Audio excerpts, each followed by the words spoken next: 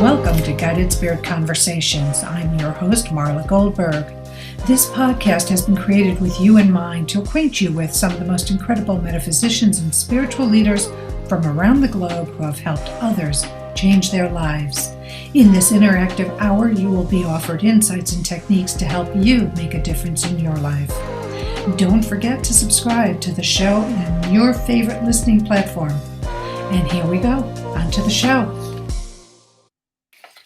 Hello. How are you doing on this beautiful December 15th? I'm Marla Goldberg, your host and creator of Guided Spirit Conversations podcast, and I am just really excited for this show. And the reason being is the holiday season. We're right in the middle of it. We've got 2 more weeks to go, and then we start 2023. But in the meantime, so many of us are dealing with stress, the holiday stress, being pulled in so many directions, the anxiety of being at family functions or more. And so that's why today's guest is so special, and it's so appropriate for her to be here, because Holly Duckworth has a focus on holistic mental health. She is certified at the highest level of a practitioner of Quantum Healing Hypnosis Techniques, which is a hypnosis modality which integrates spiritual, physical, and emotional healing. Holly was trained by Dolores Cannon, and if you do not know Dolores Cannon, please go to the YouTube channel, go look up Dolores Cannon, and you are going to be just gobsmacked by how amazing she is. So back to the intro, and has achieved her top level of certification with Julia Cannon. She is devoted to practicing exactly as Dolores did. Additionally, Holly uses her own methodology, higher self-integration, to help her clients learn how to live with ego self and higher self dancing together. She is also a certified I said it before and I'm going to say it now, existentialist therapist. Through her practice, she has witnessed wonderful, full psychological, social, and physical healing. Holly achieved her doctorate degree in psychology in 2010, and she's been a QHHT practitioner since 2013. So far, in her 9 years of practice, Holly has witnessed miraculous healing firsthand, emphasizing that we are just spiritual beings having a human experience. Holly is devoted to helping her clients connect mind, body, soul to achieve lives filled with unwavering peace. Welcome, Holly. Thank you, Marla. Thank you so much. I'm so honored to be here with you. I'm so excited that you're here, and it's such a perfect time because as we were talking before we got on the show, how stressful this month is. Well, actually kicking off around Thanksgiving, but for so many. And with yesterday's news tragedy of Twitch taking his own life, I thought how appropriate it is to have you here to talk about mental health issues, how the work you do helps your clients with those issues, and maybe offering the listeners some tips, tools, techniques to help them get through whatever they're dealing with in the moment. Yeah. I find that, some people will have a lot of challenges leading up to the holidays. They may have expectations. They may be perfectionists when it comes to preparing, and stress themselves out over setting those expectations or setting those expectations of perfection before the holidays. And then some people will have challenges during the events themselves, as we were talking, challenging family members that might have different beliefs or different behavior styles that are abrasive to us. And so the event itself might be very emotionally challenging. And then for yet a third group of people, their challenges around the holidays might be after the holiday, when all of the loved ones have gone off, gone back home, and usually our weather is very dreary and not a lot of sunlight coming in. Yeah, so then after the holidays can be challenging for yet a different set of people. Yeah. And it's true. And I think of all the challenges, and I love the fact that you use this QHHT along with your modality, higher self-integration, and existential therapy to you weave these together to work with your client. So let's start Yeah. at the beginning. You started in psychology. That was your first path of exploration of the psyche? Yeah. And actually, I was doing my background, my undergraduate degree, Marla, is in mechanical engineering. Oh, that's a big stretch. Yeah, I mean, it was a long time ago. But I spent most of my early career in industrial settings. So I was in engineering and management in automotive and aerospace manufacturers, giant corporations. Wow. And so I went into my PhD wanting to work with large corporations because that's what I knew. And so the plan, which of course Spirit had a different idea, Always does, right? little did I know. But my plan was to go into like executive coaching, leadership development, that kind of thing, working in the corporate world. And a personal tragedy hit our family, and that's when I met Dolores, and boop, 90-degree turn for my career. It turned out my son at the time, so this was 2012, end of 2012, he was arrested for DUI. Oh, And he was 19 at the time, or he just turned 20 at the time. And we lived in Phoenix, and Phoenix had this, at the time, had this very notorious sheriff. He's nationally famous, Joe Arpaio. And he's the one that created this concept of what was called tent cities. He wouldn't build prisons. The incarcerated people would be in 120-degree heat in the middle of the desert with nothing but a tent. That's where my young son was for 21 days. And I was an emotional wreck. I was pacing the floor, ripping my hair out. You know, what can I do? I was not, he wasn't allowed to have visitors. I couldn't visit him. I could only have rare and infrequent phone calls. He was incarcerated for 21 days. And in one of those rare phone calls, he says, "Hey, Mom, I found a book here in jail, and I think you'd really like it." And it was Dolores Cannon, Convoluted Universe Book 4. I had never heard of Dolores Cannon before, didn't know where I was a corporate type. I wouldn't have heard of her right. before, right? And so I hang up with my son, Amazon, click, click, get the book, not having the slightest clue what this was about. And I start reading this book, Marla, and I'm like, oh my gosh, everything I've ever believed in my entire life. And here it is in print. And I've never seen it in print before. All of these spiritual beliefs. And I resonated with her so strongly in that first book. So my son gets out of jail. By then I had read 5 of her books. I just started devouring them as fast as Wow. I could. And she was going to be doing a weekend seminar in the next month after he got out. And I told my son, I'm like, let's go see her. Let's be in the room with her. This is going to be so amazing. So we went to that seminar. So she would put 100, 200 people into hypnosis simultaneously. Okay. And we'd have all these experiences across 3 days, and she'd lecture on her books, and she'd have different guest speakers. And, you know, this is this really big event. But I'm going into it, Marla. I'm a corporate buttoned up type, right? At this point in time in my life. And I'm like, this is going to be awesome. I have so much respect for her and her writing. But that hypnosis thing, that's not going to work on me. That works on other people, not me. Okay. But I want to go just to be in the room with her. Right. And I had some questions about her research and that kind of thing. Of course, first hypnosis, totally profound, completely under profound experiences in a past life. And, it worked straight out of the chute. And I'm sitting there in this giant audience, and I'm thinking to myself, this works. This really works. I need to tell her this works. Like she doesn't know it, right? Exactly. Newsflash, it works. That was in January. In February, I was in training. I'm like, done.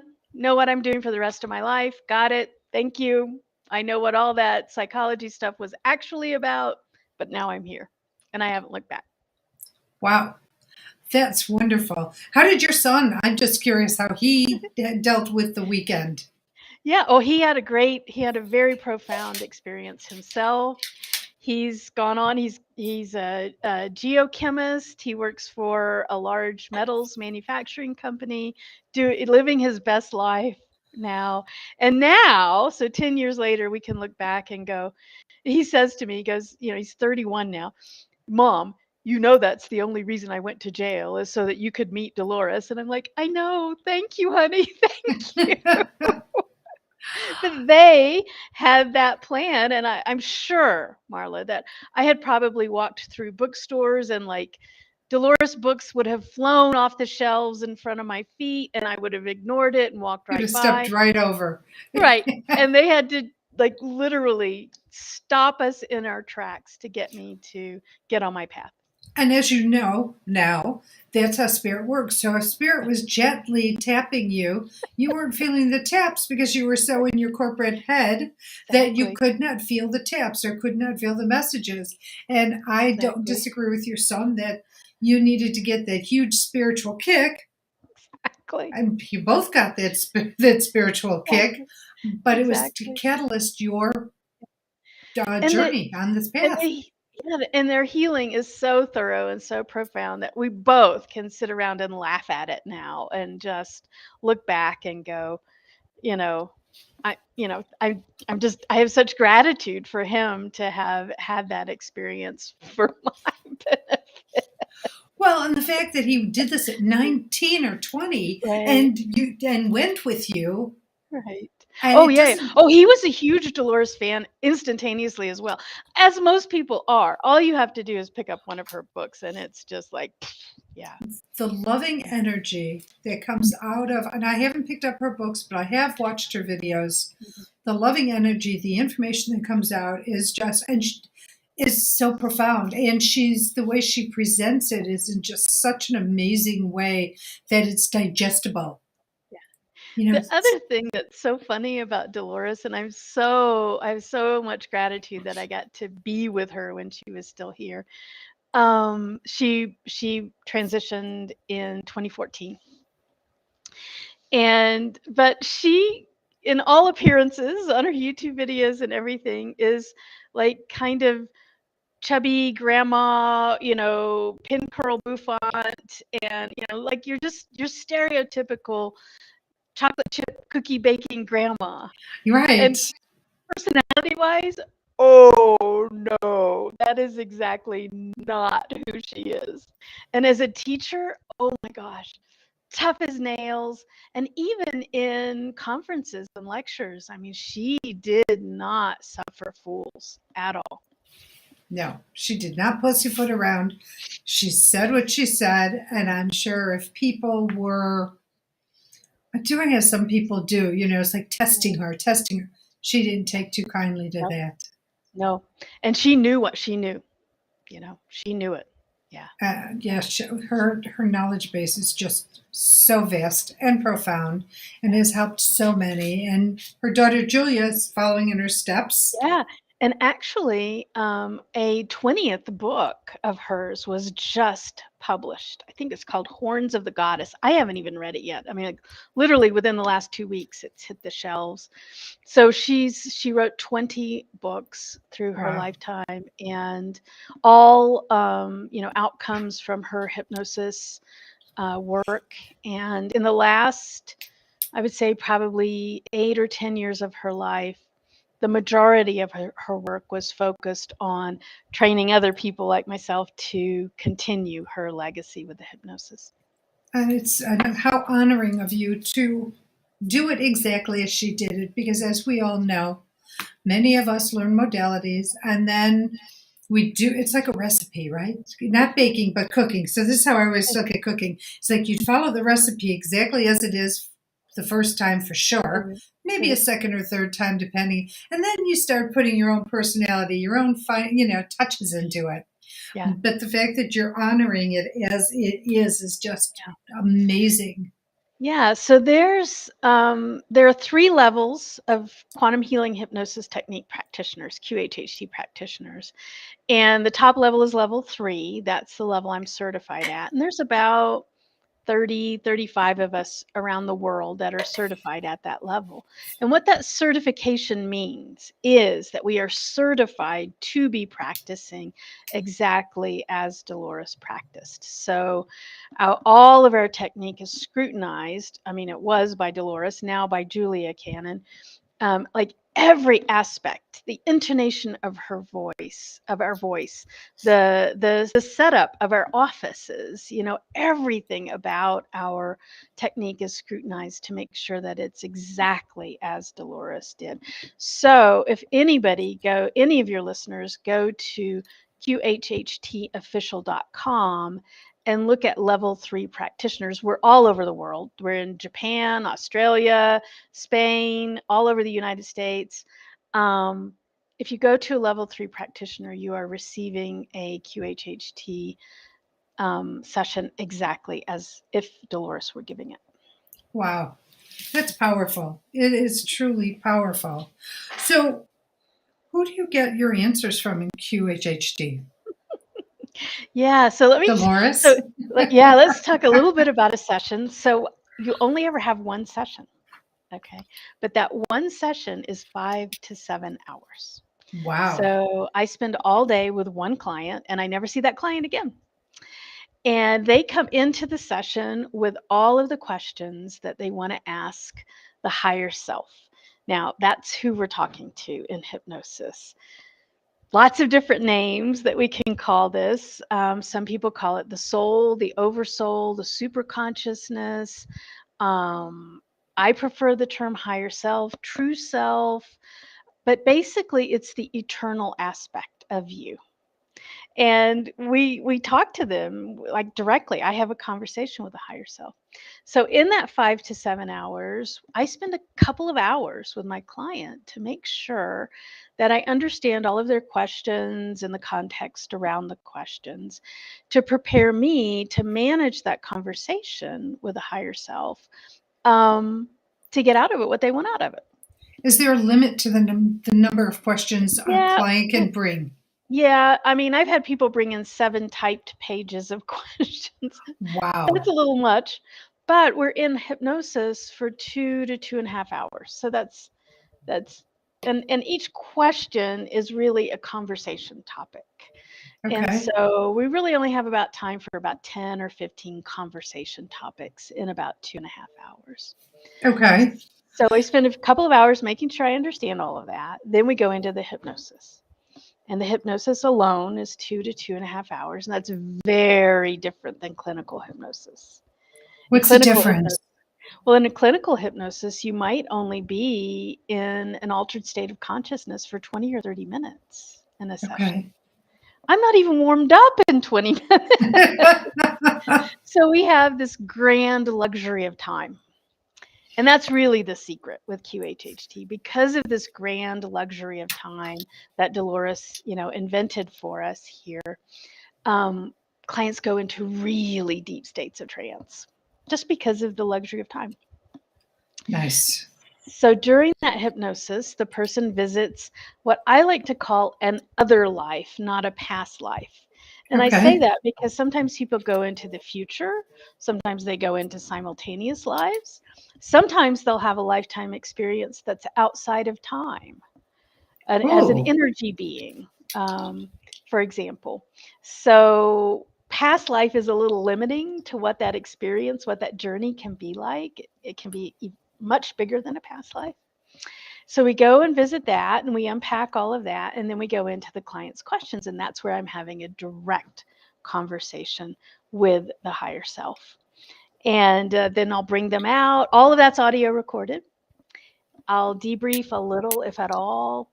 And then the most important part of all of this session is that then the client goes and listens to that recording over and over and over and over again for years to come. And they're always getting more nuanced, deeper information from what the higher self has shared with them. so I have a quick question. I have a number of questions, actually. So, Oh, I've got a question on here. Sally is asking, is your son still sober? Yeah, yeah, he is. He's living his best life. Really, How really great wonderful. guy. Yeah. Okay, so when you're doing this, do you remember? Does the client remember when they're talking to you? Or is it such a trance that they'll remember by listening to the video, I mean, the audio version, Yeah. because they can't, or do they not remember it all, or do they remember some of the conversation, if not all? Yeah, that's a great question, Marla. What I've found in doing this over the years, so 3 to 5 clients a week across 10 years. And so I think I'm up to maybe around 2,000 sessions. I've never actually counted them. But what I've found over those years is that different people have a different normal for the altered state of consciousness that is hypnosis. On one extreme, some people don't remember anything. I'll wake them up after 2.5 hours and they'll say, "Did it work?" They have no idea. And then my next client the next day will have the exact same deep state of hypnosis, but their conscious mind will have been completely aware. They'll remember everything that I said, everything that the higher self said for a little while, and then it starts to fade. But what I have found, even though there's this big difference person to person to person, is that the hypnosis experience seems to be very consistent within a person. So if I ask a client, have you ever had hypnosis before? Their experience in QHHT in terms of their awareness will be exactly like other hypnosis experiences they have. So it seems like people just have a normal for them. Okay, I remember when I was 16, I went to a party and they had a hypnotherapist there, Mm-hmm. and he chose me to be a subject. Yeah. And I remember when, like I followed his guidance and whatever, and he did the questions, the party trick, and I could hear people around me saying, "Oh, she's faking, she's faking, she's faking," but then he took me and elevated me and put my Achilles heel on the edge of the back of one chair and my neck on the back of the other chair and laid me out. And everybody was like, but the thing is I remembered hearing the voices around Yeah, me, yeah, and yeah, he's leaning on my middle, yeah. and I didn't bend, I didn't bend, I didn't break. And they're like, oh my God. But Yeah. So if with what you're describing, if we think of this giant spectrum, completely unaware to completely aware, you're probably somewhere kind of right in the middle. Yeah. so I'll hear things, I'll remember things, but there's so much They're I'll need the they're way recording out for. there. Yeah. Yeah. Okay, but it sounds so incredible. What are some questions that the average question people will bring? And then I want to know the second part of that question is, what are some of the more like outrageous or out there kind of questions that people have asked? Of course, without divulging anything personal. Yeah. Oh yeah, yeah, yeah, yeah. So Dolores was very specific in calling this quantum healing hypnosis technique. It's primarily used for physical healing. Oh, Yeah. And so I've seen stage 4 cancer gone, all manner of autoimmune diseases. Like that's kind of simple for this technique to resolve yes. autoimmune diseases. Um, Even things like I've seen teeth regrown in adults, like a missing tooth, like then later comes back in. Um, Metal dissolved from bones, tumors dissolved in front of my very eyes. And so to me, it's the physical miracles that are just like, oh, wow. Yeah. Okay, Yeah. so I am going to go deeper into this. Tell us a story about like one of the most amazing transformations that you saw within the session. Yeah. And again, keeping privacy private, Yeah. but to give the best of the story that you can. Yeah. I've told this story before and it's still this happened probably 5 or 6 years ago and it still boggles my mind. So I had a gentleman who was an MD, not near where I live, but from quite a distance away. And his elderly father, his father was in his mid 70s at the time, was experiencing a reoccurrence of bladder cancer. Mm. The first time he had the bladder cancer, he went through all the usual chemo and radiation and all of that. And now the bladder cancer was back. And the MD was concerned about his father going through all of that Western medicine treatment for cancer again. So he sent his father to me, a spiritual healer. There you go. And the son's an MD. Okay, I want to make that very clear. And so the father comes in. Well, I find out the father is they're of Pakistani ancestry, and the father is a devout Muslim, which is also interesting how we see different religious backgrounds come into this work. And he was also one of these people on this extreme where he did not remember anything. He was completely unaware of what was going on during his hypnosis. With you. Yeah. And the higher self completely cured his cancer. One of the biggest things when we're doing physical healing, Marla, to me, the most important question is why? Why is he having this experience of bladder cancer? How is that serving him? How is that, fulfilling his purpose in this life? And we unravel all of that before any physical healing has happened. And the higher self completely healed his bladder cancer after we understood what it was doing for him. Let me interject one question, because I do need to ask this question. So, because, where I come from, it's like disease always starts outside ourselves. And due to the assaults on the etheric field, blah, blah, blah, the emotional field, that's how disease comes in. Do you find out why people get the disease? Not necessarily how it's serving them, but why they're bringing it to them to begin with. And there's another question by Advante who's asking, is that based on the Gestalt principles of closure?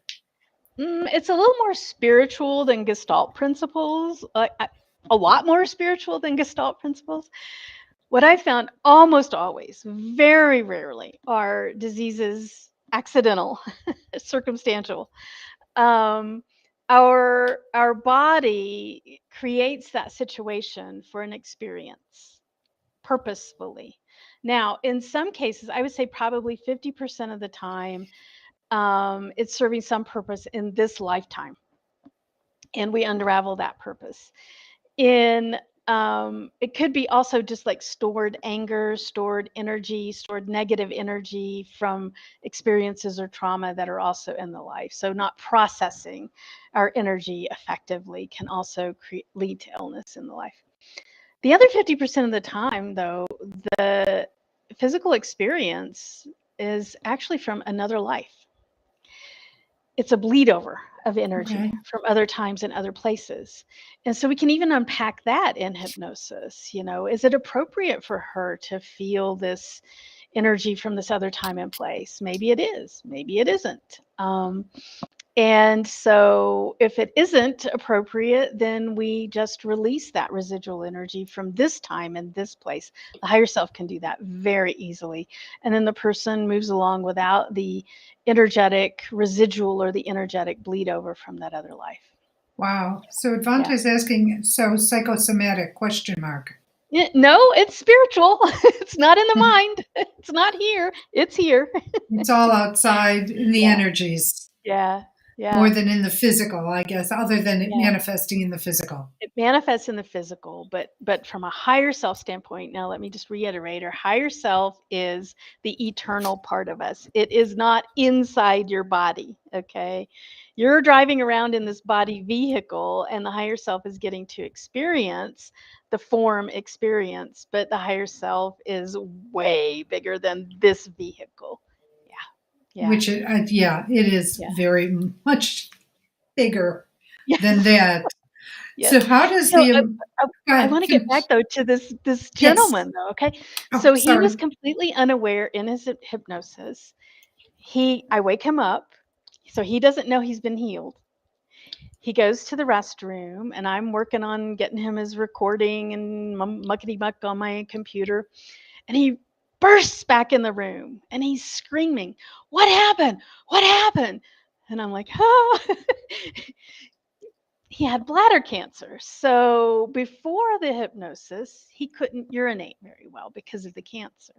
Immediately upon getting up from the bed and going to the bathroom, all of his function was perfectly healthy, and it freaked him out because he didn't know that he was healed. So we could say full flow came to him. Exactly. Exactly. I didn't go into the men's restroom to see if there was a mess or not, but Like, woohoo! Well, I'm sure on multiple levels it felt like a big relief and release.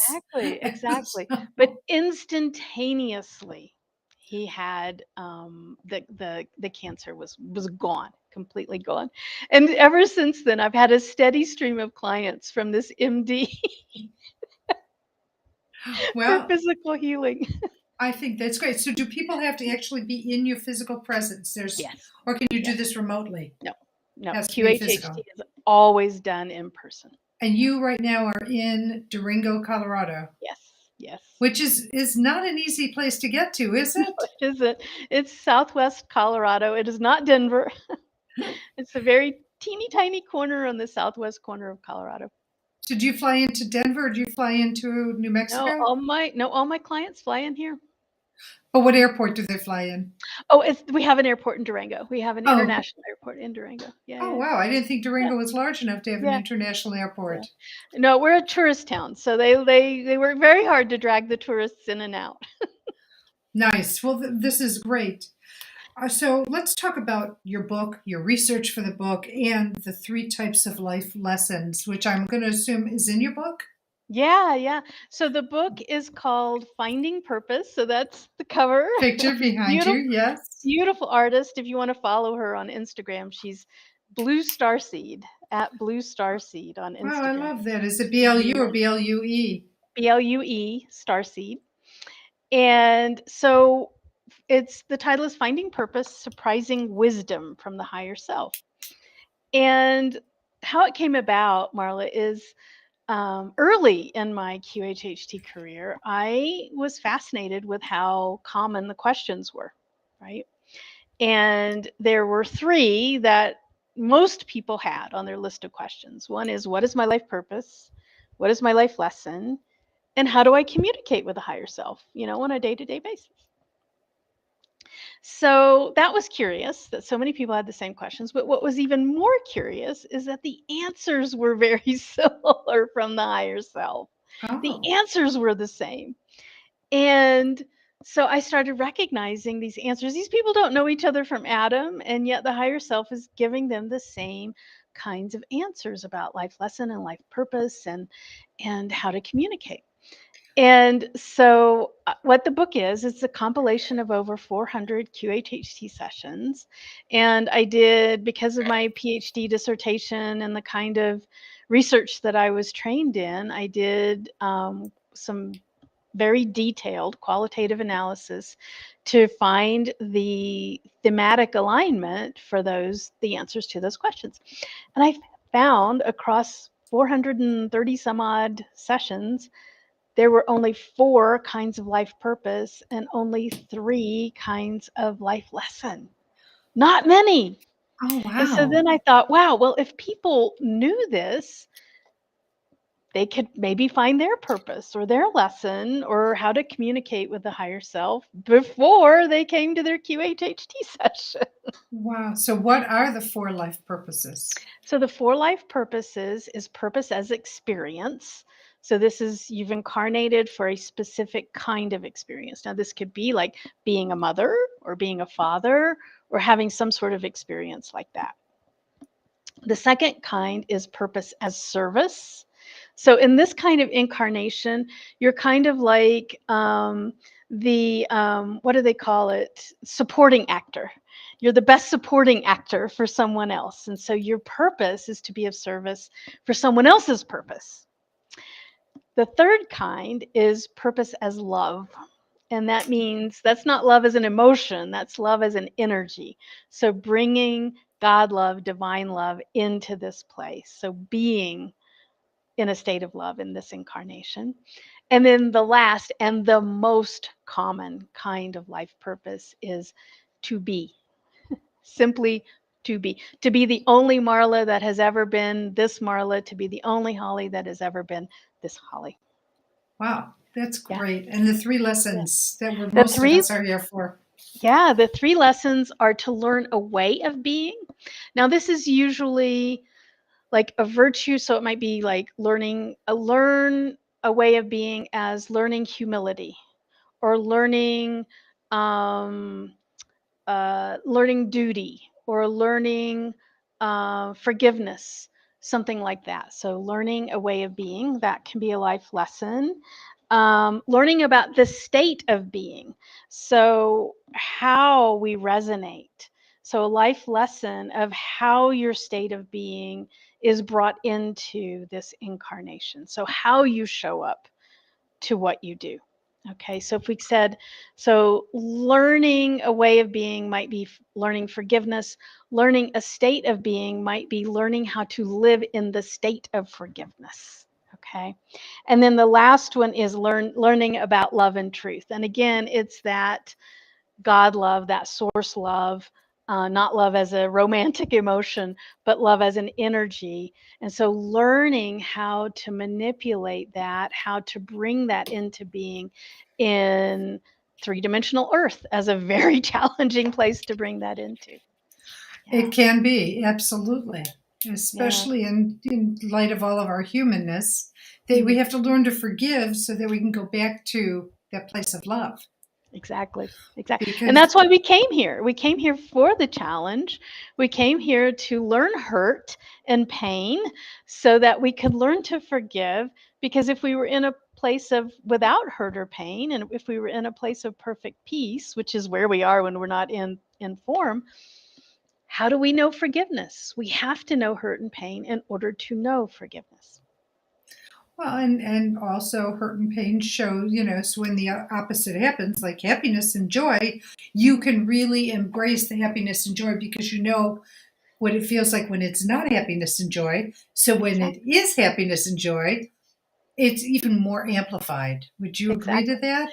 Exactly. It's like the old saying, a fish can't know water, because a fish has never known not water. So our soul incarnates into this dense, painful, challenging, low vibration, space as a human being, for the challenge to know the difference of that perfect peace and equanimity. I've never found any evidence of forced incarnation. Every single one of us has incarnated because our soul wanted to. And it was their time. And Yeah. so they were given the opportunity but to choose which life they wanted to incarnate based Yes. on what it is they needed to learn and what they needed to teach Exactly. Exactly. and experience. But Exactly. Yeah. yeah, Yeah. so it's fascinating how that works. So in your research, how did you start with wanting to write a book of this nature? Yeah. So again, it was just about those. Wait, wait. Her answer sounds a lot like that guy last week, his answer. And then the next week, wait a minute, that's what they said on Tuesday. What? And then I started taking meticulous notes about the answers to these questions. And I had hundreds and hundreds of pages of notes of different people, and their life purpose and their life lessons. And then I'm doing, again, because of how I was trained in my doctorate degree, I'm like, oh, I can pull out my axial coding and my thematic analysis, and I can run this through the software and see what kinds of themes arise. And then when I got that, and I'm like, what, there's only 4? Holy cow, like, that's huge. Now there are outliers, right? Right. I mean, there are a few oddities, but the vast majority fell within one of these 4. And I'm like, I gotta share this. I gotta tell the world. Which is People have to know amazing. this. Well, lets people hone in and know that it's not so esoteric and out there, Right. with like, is my purpose too? And I can't even think of an analogy, but something that is not one of the 4 that Right, you've right, mentioned. right. Is my purpose to write a book, right? Now, writing a book might help you have purpose as experience. Writing a book might help you bring love and light to the world, But the Yes. book itself is not the purpose. Yeah. Nice. I really love this. This is great. It's great information. It's charity shout out time. So we're going to take a pause from the conversation about you and your book for a second because your charity is Women's Resource Center in Durango, Colorado. And the website is wrcdurango.org. Tell us about the charity, why you support it, and why you want other people to support it. Yeah. This particular charity is a shelter, a sanctuary for women that are going through challenging circumstances. There can be homelessness, there could be domestic Abuse. abuse, there could be elder abuse. We're seeing that now. And so it's a safe place for women to go, just women with women and children, if they have children with them.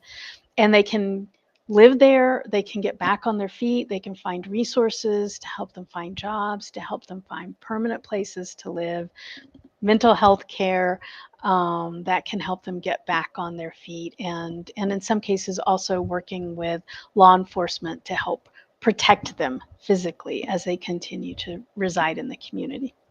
Oh, nice. I like the idea that there's protection from the law enforcement to protect people. Because let's face facts, you can get an order of protection, but that doesn't mean it's going to be abided by. Yeah. And people still are going to be threatened or feel threatened, wonder what's around the corner when they turn the corner somewhere. Yeah. Yeah. Yeah. And so I think helping people in vulnerable situations is probably the most important thing that we can do as we reach a I hand think out to pull up. I think that's beautiful. So what kind of ways are people able to help? Is it by sending clothing? Is it obviously money always Yeah. helps, but Yeah. Yeah. is it Funding, yeah. And they don't really do like clothing closets or anything like that. We have a lot of other wonderful opportunities for that in the organization, but it's really mostly about providing that shelter, helping. It might be as easy as helping someone with their heating bill for the month so that they don't get evicted, or so that they don't find themselves or their children in circumstances where their children might be taken away from them just because they don't have the financial wherewithal at that moment to take care of their responsibilities. So yeah, it's really about the funding that then is paid forward to the women that are in a vulnerable place. and I think that it is so powerful that there can be financial funding without going through the hoops that some of the governmental agencies put you through, which make you feel like there's something wrong with you because you don't have the resources to pay your rent Yeah. or your electricity. And with the economy the way it is today and how things are going up, it's really strapping people who may have very well had everything under control until 2022. Yeah. And think about it. I mean, if I am a mother of young children and I've just escaped an physically abusive situation, then, oh, I'm sorry, we've got our little choo-choo train going by my office right now. There's lots of tourists on it right now.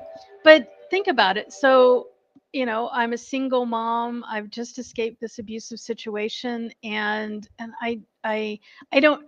Maybe I already have a job, but I'm working 40 hours a week and trying to manage the children's situation, trying to find a safe place to live or make sure that I'm safe on a day-to-day basis. I don't have the mental capacity to maneuver all of those governmental yumpity yumps, right?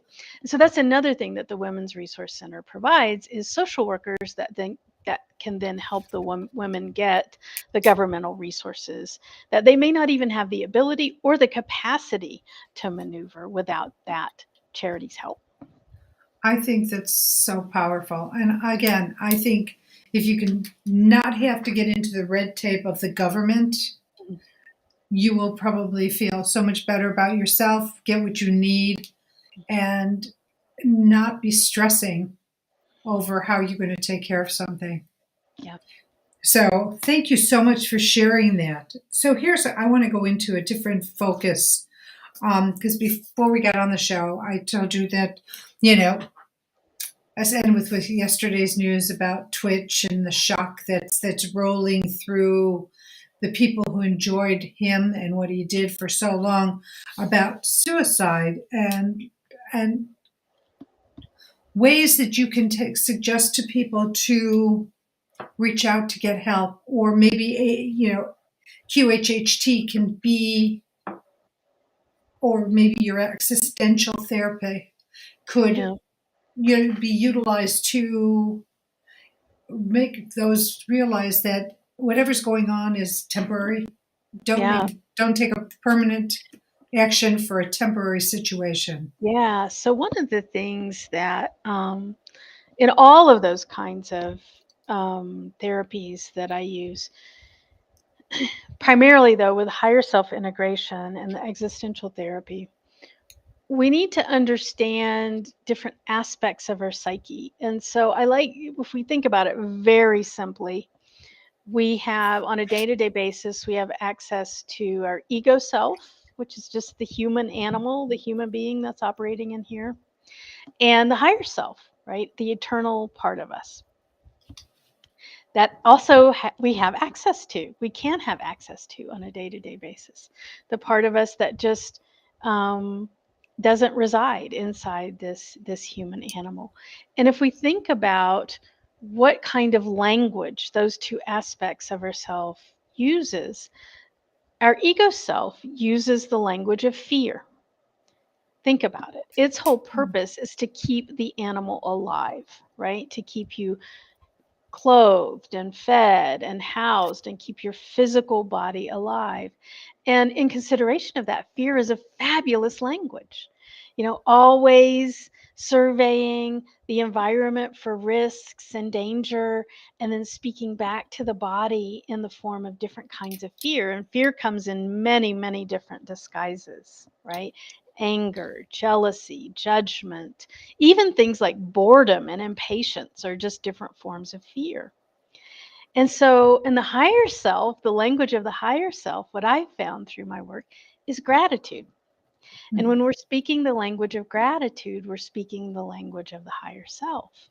And so we can use gratitude kind of like a muscle, like a lever, to shift us out of fear, out of ego self focus, and into higher self focus. And I use an example, a really simple example. But let's say that you're waiting in line at the grocery store and maybe you're late for a dental appointment. And if you're like me, you went in there for two things, but now you're standing in line with like 12 things and you're trying to balance them in your arms because you didn't get a cart, but you found you needed this and this and this and this. And there's a line of a few people in front of you. And so you're carrying and juggling all these heavy things in your arms, and it's very easy to then get impatient, to get angry, and to survey all of the things that are around you, and your brain start to go into that hamster wheel of I'm going to be late for my appointment, and maybe I'll even miss my appointment, and all of these disaster scenarios, these fear-oriented thoughts, these fear-oriented emotions then can bubble up to standing in line at the grocery store, right? Right. And in that moment, when I catch myself understanding, oh, I'm mired in the language of fear at the moment. Thank you, ego. Thank you very much for helping me be on time to my appointment. I appreciate that. But we're not actually in danger here. Okay. There isn't any physical harm to worry about here. And if I can then generate even more gratitude and go, oh my gosh, look at, I have all the resources to buy all of these groceries. I'm going to be able to share all of these groceries with my friends and family. I had 5 different yogurts to choose from. Like, what a ridiculous luxury that I live in, that it wasn't 2 cups of yogurt on the shelf. I had 5 different varieties to choose from. If we can really begin to then pull in layers and layers and layers of gratitude, you'll feel that fear energy just dissipates, because now you're speaking with the higher self language. Now you're not connected to ego self and surveying the environment for all kinds of fears. Now you're walking through life as higher self. you're bringing higher self into your human existence. And your higher self always sees things from a much, much, much, much, much higher perspective. So I find that Yes. little exercise of gratitude can really help adjust our emotions and adjust our thoughts. And it also, I think, really magnifies what we truly have in our life and not what we don't have. Because when you're in a place of gratitude, you're being grateful for what is in the here and now, Mhm. whatever it is. Now, And sometimes things are really, really dismal. Maybe yes, you're in the hospital ICU unit and your spouse is in the bed and they're literally taking their last breaths, and this is not a good situation. You can be grateful for the breath. I had a breath. I had another breath. I'm alive in this moment. Sometimes you have to dig that deep to find the gratitude, but even then, it's important to find the gratitude. it's true. And being grateful for the people around you who are helping you with whatever's going on with you, whether it's your last breaths, whether it's pain management, Mhm. whether it's changing a bedpan. I mean, you got to be grateful for people who are willing to do that for you. Yeah. I get into everything, not only the stuff in me, but who helps me and why, and those experiences as well. So it just makes a huge difference. We are winding down on time, Holly. So I'm going to ask you my last question. What would you like to talk about that I haven't talked about, or a question I haven't asked you that you really want to get this message out? What is that? Yeah. So I just want people to be aware that they are so much bigger than the human animal that they are. We had the question earlier about even the physical health, and is the healing psychosomatic? Is it just our thought process that creates illness or whatever? Everything about our lives is so much bigger than this three-dimensional human experience. It's beautiful, it's sacred, this three-dimensional human experience, but it's a tiny, tiny aspect of what's really, really out there. And Marla, I'm a huge quantum physics geek. Okay. And I'm always reading all the quantum physics stuff. And if you think about it, if you think about what reality is, what we really are, quantum physicists, they keep breaking apart, tinier and tinier pieces, like a Yes. molecule and then an atom and then a electron and a neutron and then a neutrino and then a quark, and they keep going smaller and smaller and smaller, and they never find any mass. There's no thing there. It's only energy. I love I'm that. only energy. You're only energy. The entire experience is only energy. And so it isn't here. It isn't in the brain or the mind or the human body as an animal. And to even conceive of that brain or mind or animal as solid, everything is energetic. And the energy is so much bigger than what you think is just packed into this human body. I love that you brought that up because it's so true. That, just the energy is moving at different frequencies, and it's all about the frequency. And that's why, I talk a lot about keeping your vibration up, keeping your frequency up, because when you do that, well, it feels so good when you do it, Uh, right? And, you things fall away that are of lower frequency, yeah. so it's like stepping stones for, like, if you just looked at going higher and higher and higher up the staircase, Yeah. of energy and what it brings to you. Yeah. It's so beautiful. I think it's even fun to go the different direction. There's a brick wall behind me. Okay. Yes, It's not solid. It feels solid to my fingers, but there's not a single solitary particle there. It is nothing but energy. slow How cool moving is that? energy. Yeah. Well, and that's a slower vibrational thing. That's where Mhm. you get your solid masses from, Yeah. like wood and rocks, and Yeah. there's more than that. But Yeah. Yeah. yeah, which is Yeah. I'm so on board with you on that one. It's like one of those things we're going to leave you with thinking about your energy and what energy is. Do you have a book that you would suggest for people who really want to learn more about the quantum energy, sort of Yeah. like one? book that you would Pick recommend? up one of Dolores, any one of her 20 books, you know? I mean, here's what I love about Dolores's writing. And like I said, she looks like chubby little grandma lady. She's a shark. Okay. Um, but all of her books, all 20, cover to cover, the entire book is nothing but hypnosis transcripts. And I love that about how she writes, because she's basically saying, I'm not going to tell you what to believe. I'm just going to tell you what they said. You have to figure out what you believe. She's not preaching. Oh, I She's just love that. sharing what she's just sharing. She called herself a researcher of lost knowledge, and she's just sharing the knowledge. What you do with it is completely up to you. My God, Holly, thank you so much. I am so glad you were on this show. Thank you so much. Yeah. Thank you for the information you shared with such a beautiful, bright smile throughout the whole conversation. Thank you. Thank you, I Marla. think we're It going to was have an to bring honor. you back next year because there's still so much I want to know. And I think if I want to know it, the listening audience wants to know it as well. So thank you. So appreciate you. I want Thank to you. thank Bridget for all you do. Before I finish my thank yous, Marvita said, we love Dolores. Thank you, living ones. Sending love and light. I am grateful. And we're grateful for you, Marvita. Thank you so much. Bridget, my thanks and gratitude to you. Oh my God.